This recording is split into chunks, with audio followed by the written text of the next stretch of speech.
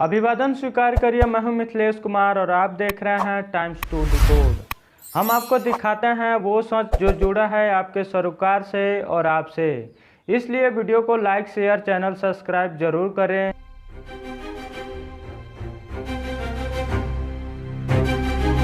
आज के इस वीडियो में हम श्रीलंका में हुई आर्थिक तबाही के बारे में जानेंगे समझेंगे। श्रीलंका के राष्ट्रपति गोटबाया राजपक्षे ने आपातकाल की घोषणा कर दी है। देश की अलग अलग हिस्सों में उग्र विरोध प्रदर्शन के बाद श्रीलंका सरकार ने यह फैसला लिया है कि श्रीलंका की अर्थव्यवस्था अपने सबसे बुरे दौर से गुजर रही है। आज़ादी के बाद पहली बार श्रीलंका अपने सबसे बुरे दौर से गुजर रहा है। जनता की बुनियादी ज़रूरतों को पूरी कर पाने में सरकार असफल हो रही है।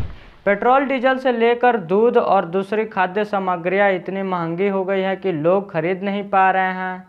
कभी पर्यटन के लिए दुनिया भर में मशहूर यह आइलैंड देश आर्थिक तौर पर तबाह हो चुका है। हालात इतने बुरे हो गए हैं कि आज़ादी के बाद इस देश ने ऐसे हालात कभी नहीं देखे।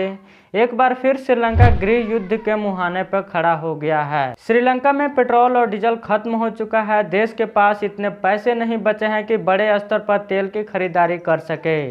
डीजल की किल्लत होने की वजह से सारे बड़े पावर प्लांट्स बंद हो गए हैं। एक दिन में 13 घंटे ही लोड शेडिंग हो रही है। बिजली की स्थिति इतनी खराब हो गई है कि वहां की स्ट्रीट लाइट भी बंद कर दी गई है। अस्पतालों में बिजली की किल्लत की वजह से डॉक्टर ऑपरेशन तक नहीं कर पा रहे हैं। श्रीलंका को चीन की नज़दीकी भारी पड़ी है। चीन की रणनीति ऐसी है कि जिस जिस देश में उसने अपने निवेश बढ़ाए हैं वहां राजनीतिक और आर्थिक अस्थिरता तेजी से बढ़ी है। श्रीलंका और पाकिस्तान बड़े उदाहरण हैं। धीरे धीरे पाकिस्तान भी उसी स्थिरता की ओर बढ़ते दिखाई दे रही है जैसी मौजूदा हालात श्रीलंका की है। श्रीलंका की आर्थिक बदहाली की सबसे बड़ी वजह विदेशी मुद्रा भंडार में आई गिरावट है। श्रीलंका के विदेशी मुद्रा भंडार में 70% की गिरावट आई है।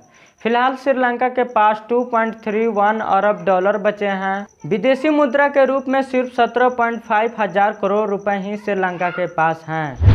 श्रीलंका कच्चे तेल और अन्य चीज़ों की आयात पर एक साल में लगभग 91 हजार करोड़ रुपए ही खर्च करता है।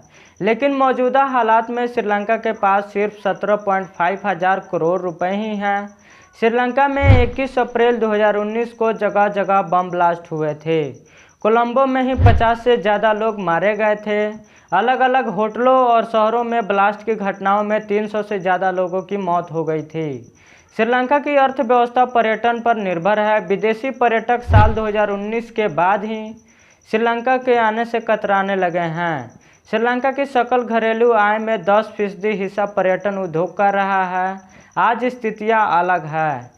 श्रीलंका पर विदेशी कर्ज अपने उच्चतम स्तर पर है और कोविड की वजह से भी लोग श्रीलंका जाने से परहेज कर रहे हैं। ऐसी स्थिति में यह भी श्रीलंका की बदहाली का एक कारण हो सकता है। एक अनुमान के मुताबिक मौजूदा आर्थिक संकट की वजह से लोग श्रीलंका फिर नहीं जाएंगे। ऐसे ही पूरी डिटेल के साथ आसान भाषा में प्रमुख न्यूज़ देखने के लिए बेल आइकन जरूर दबाएं हमारे लेटेस्ट अपडेट के लिए।